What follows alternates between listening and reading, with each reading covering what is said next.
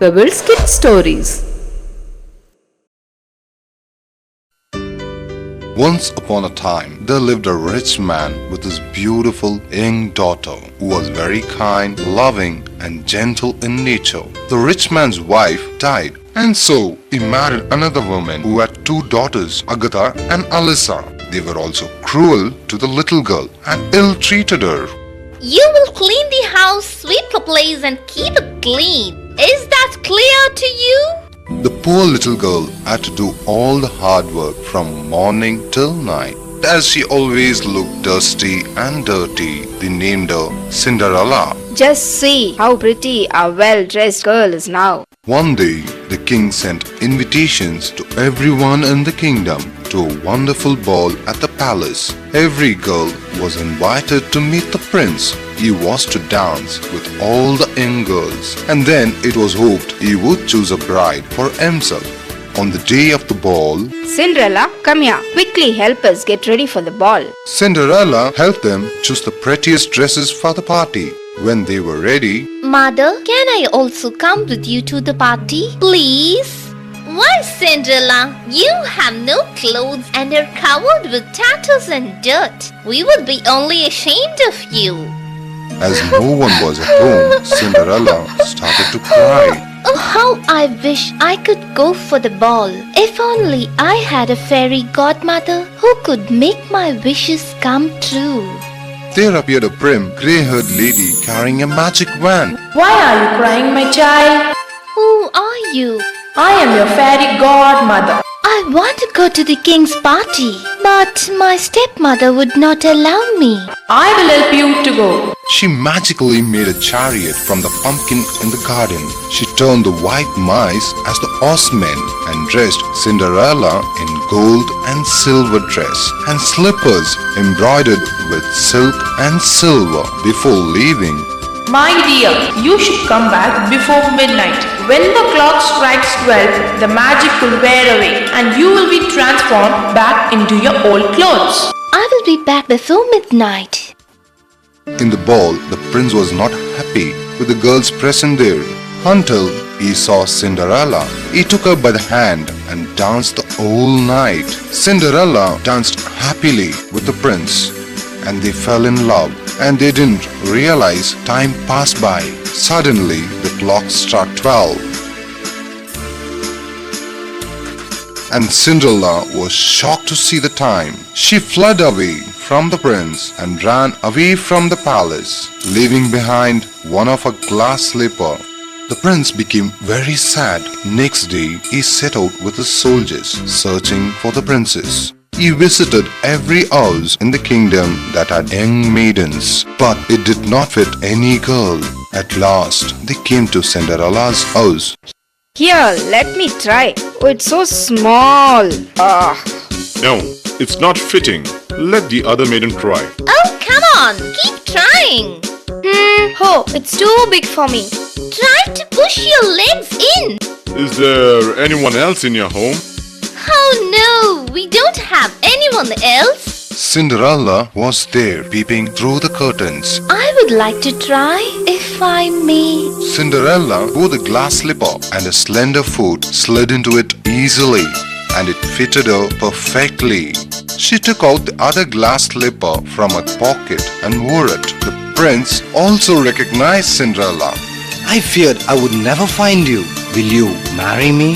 Cinderella accepted at once. A grand wedding took place in the palace. The young couple lived happily ever after.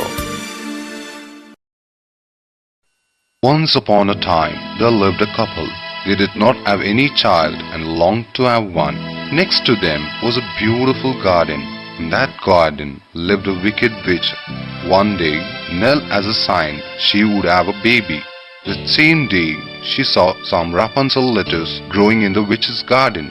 It looked so green and fresh. John, I must have some of that lettuce. John loved his wife very much. He did not want to disappoint her, so he risked picking some of the lettuce for her. But when he had plucked the flower, he saw the witch standing before him. How dare you steal my Rapunzel? You will pay dearly for this. John explained about his wife's hunger for the lettuce. He also told her that they were going to have a baby soon. Please have mercy on me. Very well. Take all the lettuce you like, but when the baby is born, it will be mine. John was so scared that he agreed. Nell ate Rapunzel lettuce daily. After some days, a beautiful little girl was born. The next day, Helga came to claim the child as her own. The child belongs to me. Ha ha ha. True to his word, John sadly let the witch take the child away. The old witch named her Rapunzel. Rapunzel grew into the most beautiful child. When she was 12 years old, Helga shut her in a tower that lay in a forest and had neither stairs nor door, but right at the top was a little window. Whenever Helga wanted to go in, she would call, Rapunzel, Rapunzel, let down your hair. Now, Rapunzel had magnificent long hair, fine as spun gold, and when she heard the voice of the witch, she let her hair fall down, and Helga caught up the strands and climbed the side of the tower. She stayed with Rapunzel only a short time, bringing food and water. After Rapunzel had been in the tower for a long time, handsome prince came riding through the forest.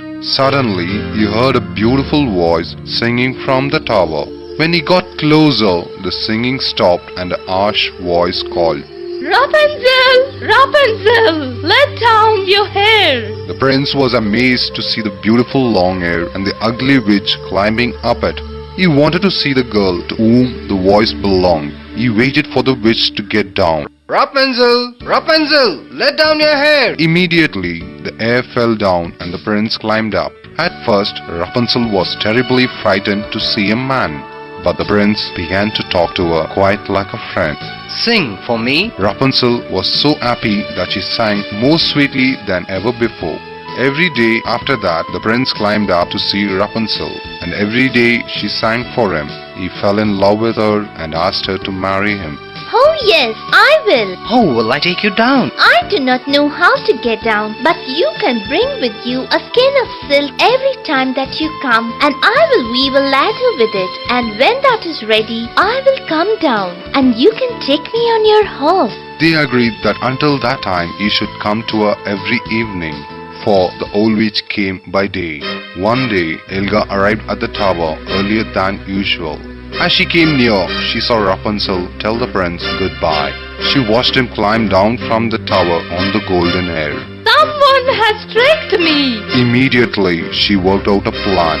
Next day, she clutched Rapunzel's beautiful hair and snip snap, they were cut off. Next day evening, when the prince came and cried, Rapunzel, Rapunzel, let down your hair. the hair was let down, but when the prince came up, instead of finding his dearest Rapunzel, he found the witch. Aha! There you are! You will never see Rapunzel again in your life. I am going to kill you, my dear. Helga started laughing loudly, but the prince was very brave. He took out his sword, and before the witch could realize, he killed her. The prince and Rapunzel came down the tower through the same braids of hair hooked on the window. Soon after, the prince and Rapunzel were married in a splendid ceremony. They took Rapunzel's parents with them to live in the king's castle far, far away, and they all lived happily thereafter. Long ago, a noble king ruled a distant land. They were very happy when their baby daughter was born. They named the little girl Rosamund. We will have a grand celebration in our kingdom. We will invite everyone in the kingdom. Now there were 13 fairies all together in the land, but the king invited only 12 fairies. They forgot about the 13th. On the day of the feast, all the fairies gathered around and each made a magic wish. The princess shall be beautiful. She shall be loving and kind. And so they went on. Just as the 12th fairy was about to make a wish, in came the 13th fairy. You have insulted me, so you should suffer. Here is my gift for your beautiful child. When the princess turns 16 years old, she will prick her finger on a spindle and she will die. Whole kingdom became sad. Oh, my poor baby. I cannot change all of the wicked fairies' powerful magic. The princess will prick a finger, but she will not die. She will fall asleep until a prince with true love will find her. The king and the queen thanked the fairy for her kindness. Gods, there should be no needle or spinning wheel in this kingdom. So every spinning wheel and spindle in the land was burned. Years passed by and Rosamund grew up to be a wonderful girl. Just as the fairies had promised, she was very beautiful, gentle and clever. On her 16th birthday, Rosamund was exploring the castle when she came to a little room at the top of a tall tower. And in that room was an old woman sitting by a spinning wheel. What are you doing? I am spinning, my child. Would you like to try? I have never seen such a thing before. Please let me try. As soon as she touched the spindle, the sharp point pricked her finger and she fell asleep. The old woman was actually the wicked fairy, Modra. Her edge of wild roses grew up around the castle. 100 years passed by. One day, Prince Evan from the neighboring land. He wanted to see what was there in the tower, so he lifted his sword to cut away the edge. But as soon as the sword touched the branch, a path opened up in front of him. He entered the castle and found that people were sleeping. At last, he entered a little room at the end of a tall tower and saw the sleeping princess. What a beauty! I have never seen anyone so beautiful. He bent down and kissed her cheek. Then the spell was broken and Rosamund opened her eyes. What happened? Who are you? I am Prince Evan. I come from the nearby land. King and the queen were very happy to see their daughter. You have broken the wicked witch's spell. And the king went on to narrate the old story to the prince. And only a prince with true love could break the spell. My dear Rosamund, you have found the true love. Rosamund and Evan got married soon after. All the fairies came to bless the young couple. There was again another grand feast in the kingdom. In a village lived a kind woman who had no children. She wanted to have a child. She decided to go and see the witch who gave her a seed to plant. So the woman planted the seed in the garden. Few days later, a magical flower sprang up. The flower opened and inside was the loveliest and tiniest blonde-haired girl, no bigger than the woman's thumb. The woman named her Thumbelina. One day, as she was playing on the table, an ugly frog jumped in. Ah, what a beautiful girl! She would make a fine bride for my son. He took the cradle with Thumbelina in it and hopped off to a nearby stream. My son, look at the bride I have brought for you. The two frogs left Thumbelina and hopped away happily to make arrangements for the wedding. Thumbelina was scared. Now a butterfly flying by saw Thumbelina. Don't worry, I will help you. He pulled her by her hand and carried her to a faraway land filled with flowers. The butterfly turned around to pick up a flower for Thumbelina. A black-winged beetle flying over her noticed her. What a remarkable creature. I will take her home with me. He swooped down and carried her to a forest. His friends gathered around and looked at Thumbelina. Look at that ugly creature. It has only 2 legs. So the beetle sent her away. Poor Thumbelina wandered alone in the forest. She'd stumbled over a small hole in the ground. Who's there? An old field mouse came out. Dear, come inside before you catch cold. The mouse became very friendly with Thumbelina and offered her house to stay. You must keep my house clean and tell stories at tea time for me and my neighbor, Mr. Mole. At that instant, Mr. Mole came in. He took a great liking towards Thumbelina. One morning, Come on, let's take a walk by the new tunnel. Mr. Mole took the mouse and Thumbelina down the tunnel passage. On the way, there lay a swallow frozen. Oh, my poor bird.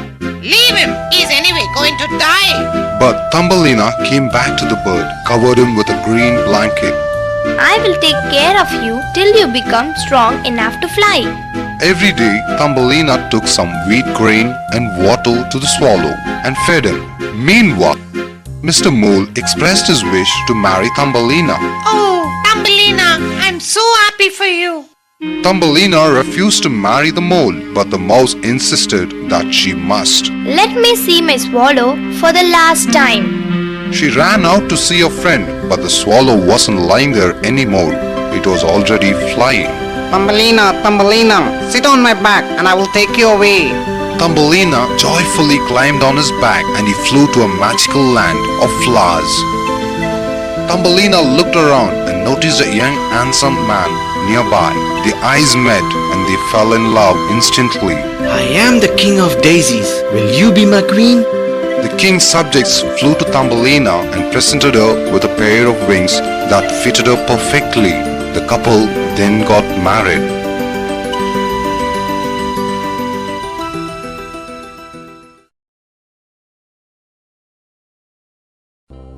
In a faraway country lived a poor merchant with his 3 lovely daughters, Bliss, Blossom and Beauty. The merchant loved his daughters, but his favorite was Beauty. One day the merchant went on a long journey to the next country. He promised to bring back gifts for his daughters. Bliss and Blossom wanted party gowns and fine jewels. What would you like, Beauty? A rose, father, just a lovely red rose. When the merchant reached the next country, he made good money. He bought everything his 2 daughters had asked for, but he could not find a red rose. He rode sadly home. Suddenly a storm blew up, and in the distance he saw a palace and went inside it. He could not find anyone, but he found a wonderful meal and a soft warm bed. He fell asleep. Next day morning, as he was exploring the palace, he saw a lovely rose bush. He broke the stem of a flower and a huge beast appeared before him. You thief! How dare you touch my roses? For this, I must put you in the dungeon. Oh no! Please, monster, sir, forgive me. I took this for my daughter. Let me visit my daughters for the last time. Touched by the merchant's love for his family, the beast let him go. You may go now, but should come back and accept my punishment. Here, take this ring, and it will take you home. The merchant came home and told his daughters what had happened.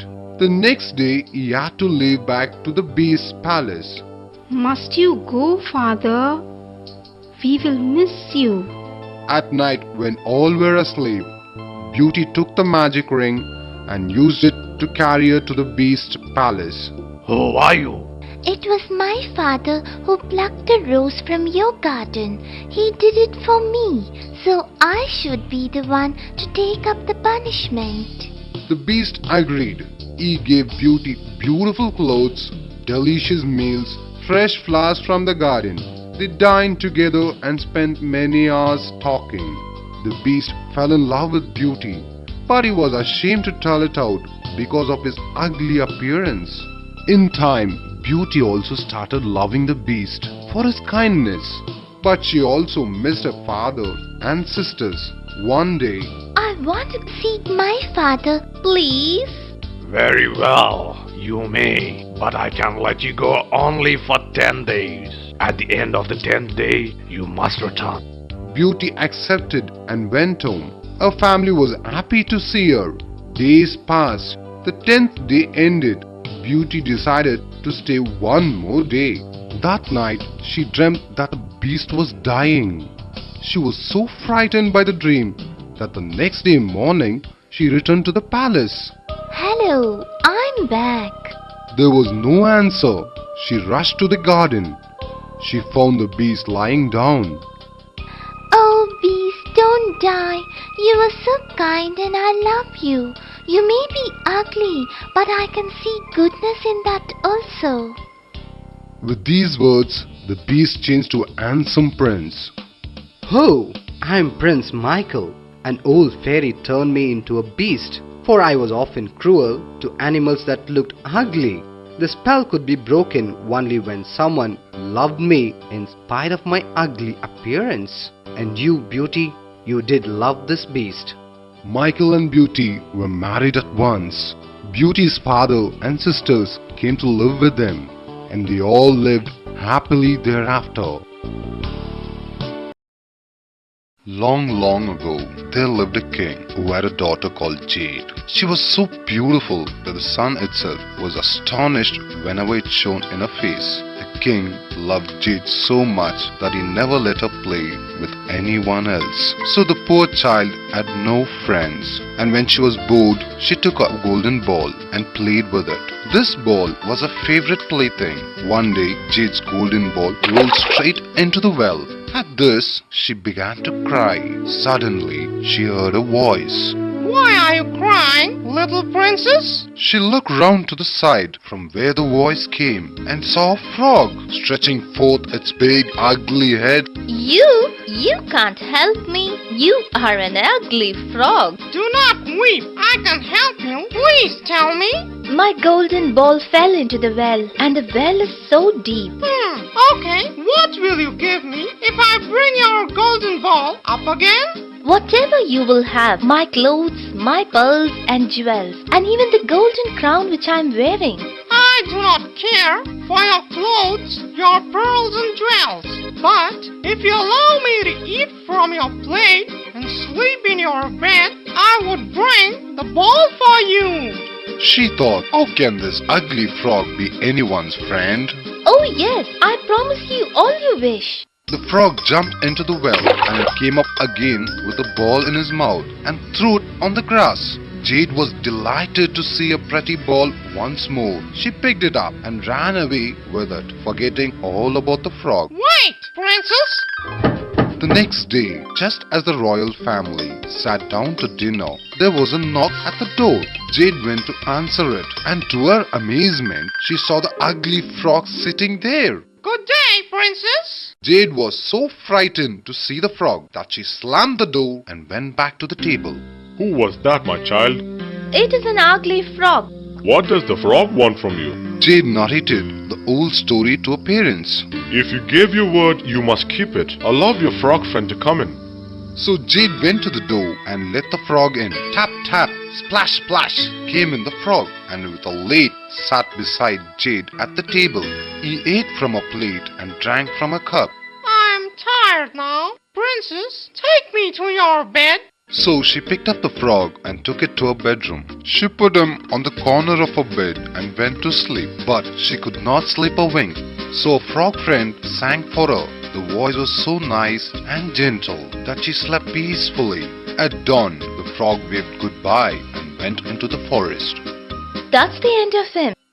Next day, the frog came at dinner time, ate from a plate, drank from a cup, and went to bed. Before sleeping, he sang for the princess. I wonder if he is going to make his home here. That is not a bad idea indeed. He seems to be very kind and a good friend. The third day also, the frog came. You have kept your word, my princess, and at sunrise, you will be rewarded with a surprise. Jade wondered about it for a long time, but she could not understand. When Jade woke up in the morning, she was astonished to see the most handsome prince she could have ever imagined. Thank you, princess. You have broken the spell. Who are you? I am Prince Roland. An old fairy turned me to a frog, for I treated the animals very badly. She cursed me that only when a beautiful princess would allow me to eat from her plate and sleep in her bed for 3 nights, the spell would be broken. And so you did. Come with me to my kingdom and be my wife. Jade would hardly believe what was happening. Oh yes, I will marry you. They narrated the happenings to the king and the queen. They blessed the couple.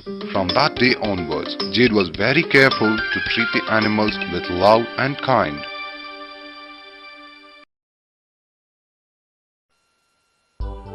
In the darkest, deepest part of the ocean lived an old sea king with his mermaid daughter, Melody. Melody was a beautiful girl with a sweet voice. No one could resist Melody's singing. Melody's grandmother told her many stories about two-legged creatures called human beings. It was a custom that a mermaid would be allowed to swim on the surface of the ocean only on her 16th birthday.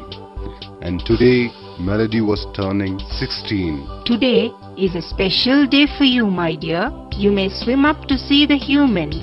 But remember one thing, you should not speak to them and return at once. Melody waved goodbye and swam to the surface. That's a ship. She swam across to the ship and saw human beings. One of them was a tall, handsome young man wearing a crown. He must be the prince. How handsome he looks.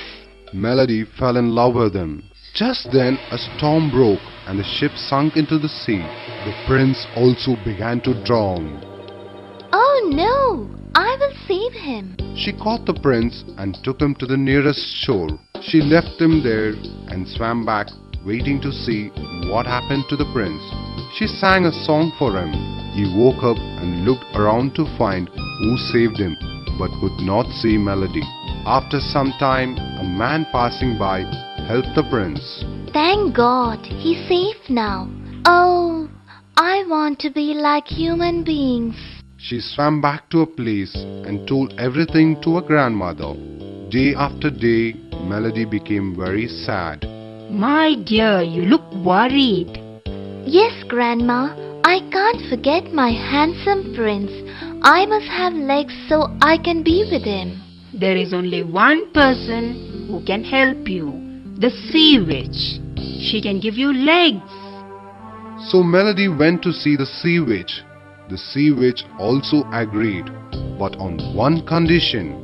You must give me your sweet voice to me. Melody was unhappy, but she accepted. Take this cup and drink. Melody drank it and fell asleep. When she woke up, she was sitting on the seashore. She had two legs. At the same time, the prince came shouting on the shore. Young lady, who are you? But she had no voice. She spoke by actions. My name is Prince Kyle. You can come with me to the palace. I will take care of you. The prince took Melody home. Every day they walked on the beach together, ate together and became good friends. Melody started talking to him in actions. Meanwhile, in the ocean. I don't need this voice of Melody. It is so sweet and no one fears me anymore. She swam to the palace and met Melody. Dear Melody, you may keep your new legs, but please take back this voice of yours. Melody was too happy and she took her voice back immediately. The sea witch also got her fearsome voice back and went away to a place. Now everyone will be scared of me. Melody opened her mouth and sang a beautiful song. The prince recognized the voice. It is the same voice. So it was you who saved me. Will you marry me? Yes, I will, handsome prince. The wedding took place on the deck of the ship. The sea king, grandmother and all the mermaids attended the wedding. Melody and Prince Kyle lived happily ever after. Once upon a time, there was a lovely young princess whose skin was pale that she was called Snow White. Snow White had a wicked stepmother, Queen Elsa, who treated her very cruelly. The queen had a magic mirror and every day she would ask the mirror, Mirror, mirror on the wall, tell me who is the fairest of all. You are indeed cruel. You are indeed mean. And Snow White is now the fairest, my queen. The queen was so angry that she banished Snow White to the forest. Deep in the woods, Snow White was left alone. She was hungry, tired, frightened and lost. At a distance, she saw a cottage. She went inside.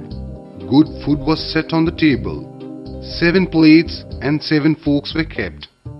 Oh, I'm hungry. Let me eat first. She had the food, and in the next room she found 7 little beds all in a row. She was so tired that she stretched across all the 7 beds and fell soundly asleep. After some time, the 7 dwarfs who lived in that cottage came home and found Snow White sleeping. Who are you? My name is Snow White. My stepmother chased me to the woods. So, you were the one who ate our food. I'm sorry. Please forgive me. The dwarfs saw that Snow White was kind and good, and they decided to help her. At the palace, the queen asked the mirror, who is the fairest in the kingdom. You are wicked, you are mean. But Snow White, who is in the deep woods, is alive and still the fairest, O Queen. No, I will kill her. The queen disguised herself as a peddler, prepared a poison comb, and came to meet Snow White. Oh dear, what a lovely hair you have. Here, take this and comb your hair. As soon as Snow White kept it on her hair, she fell into a deep sleep. When the dwarfs returned, they found Snow White in a deep sleep. This must be wicked queen's work. Look at this comb. The dwarf took out the comb, and Snow White woke up at once. The dwarfs were all very happy. At the palace, the wicked queen asked the same question to the mirror. Despite your evil plan, Queen, Snow White still lives, and she is the fairest of all. No, it cannot be true. So this time, the wicked queen disguised as a peasant woman and carried a basket full of poisoned apples. She came to the cottage and saw Snow White in the garden. Here, dear, you look very tired. Eat these delicious apples. Thank you. I'm quite hungry. Snow White took a small bite. Immediately she fell down to the ground.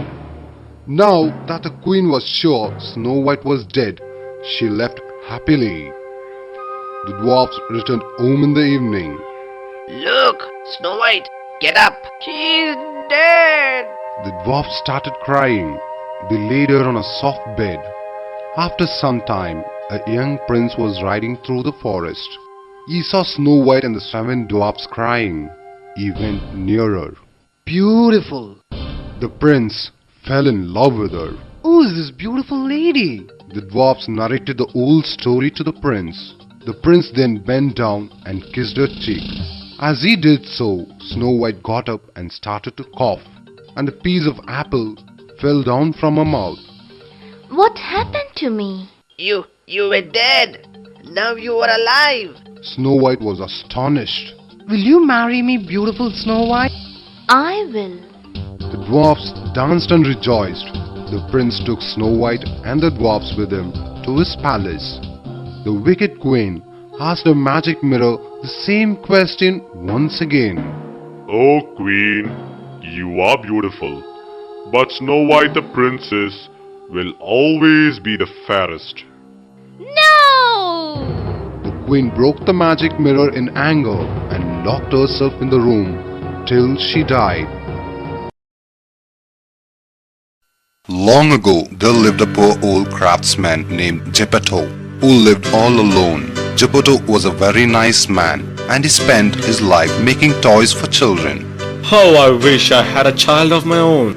So he made a doll from a piece of fresh, soft pine. A blue-winged fairy wanted to reward Geppetto for his good heart. She waved a magic wand and the little puppet came alive.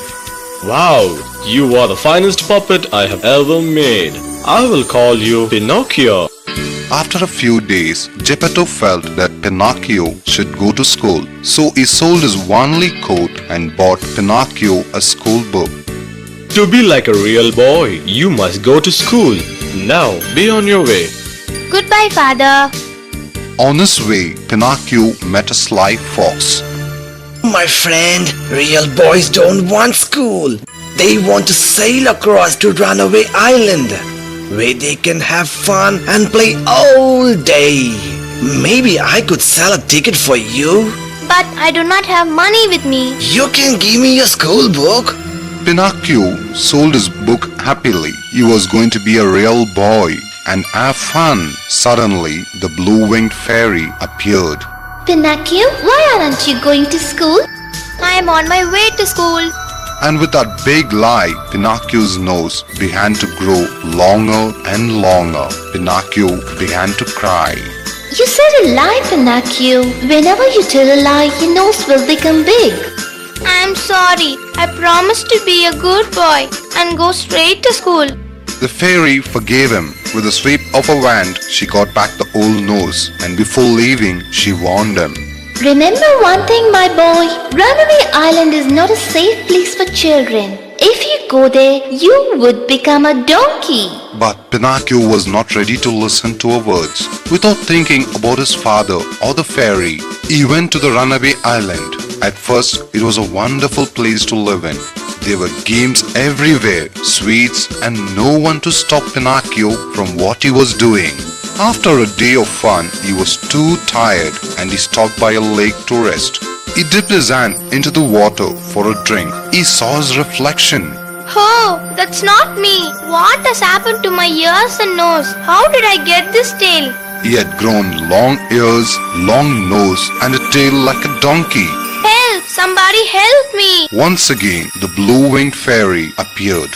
Foolish puppet! Did I not tell you that Runaway Island is not a safe place? Now go find your poor father who weeps for you. With a wave of a wand, the fairy made the donkey ears, long nose, and tail to disappear. She sent him down to the seashore, where Pinocchio saw Geppetto drowning. Father, I'm here! Thinking only of his father, Pinocchio jumped into the water and saved his father. Pinocchio, now do you realize that being a real person means loving and caring for others? Your true love for your father has rewarded you. Yes, Pinocchio was not anymore a puppet made of soft pine, but of flesh, blood and bone. At last, my wish has come true. Pinocchio lived with his father happily thereafter. By a thick forest lived a poor woodcutter with his two children. The boy was called Ansel and the girl Gretel.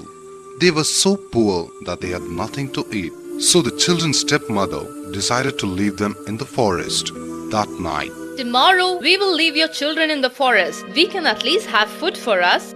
I cannot do that. If you don't, all of us will die soon. The children heard what the parents were talking. So Ansel worked out a plan. He went outside and brought in some white pebbles in his hand. When day dawned, the father took them to the forest. Ansel took out pebbles from his pocket and started throwing it down. Children, stay here. I will cut some wood. I will come back and take you. Ansel and Gretel fell fast asleep. At last, when they woke up, it was already dark. And when the full moon had risen, Ansel took his little sister and followed the pebbles, which shone like newly coined silver pieces, and showed them the way. They walked the whole night long and came to their house. The father was so happy to see his children come back, though the stepmother was not. After a few days, This time, take them into deep forest and they will never find the way back. Ansel again wanted to go out and pick up the pebbles as he had done before, but the women had locked the door, and so he could not go out. Next day, they all set out to the forest. On the way, Ansel crumbled his bread into his pocket and threw morsels on the ground. They came to a place where they had never been in their lives before. Sit there. In the evening, I will take you. When it was noon, they fell asleep and evening passed, but no one came to the poor children. They did not wake up until it was dark and the moon was shining. Don't worry, Gretel. We can find a way out. When they set out, they found no crumbs, for the birds in the woods had picked them all up. They walked through the forest. They were very hungry and so weary. Suddenly, they got a delicious baking smell. They followed it until they reached a little house. The house was built of bread and covered with cakes, and the windows were of clear sugar. The children were very happy. When they started nibbling at the food, the door opened suddenly and a woman came creeping out. Oh, you dear children, come in. She led them into a little house. Then good food was set before them, and after food they went to sleep.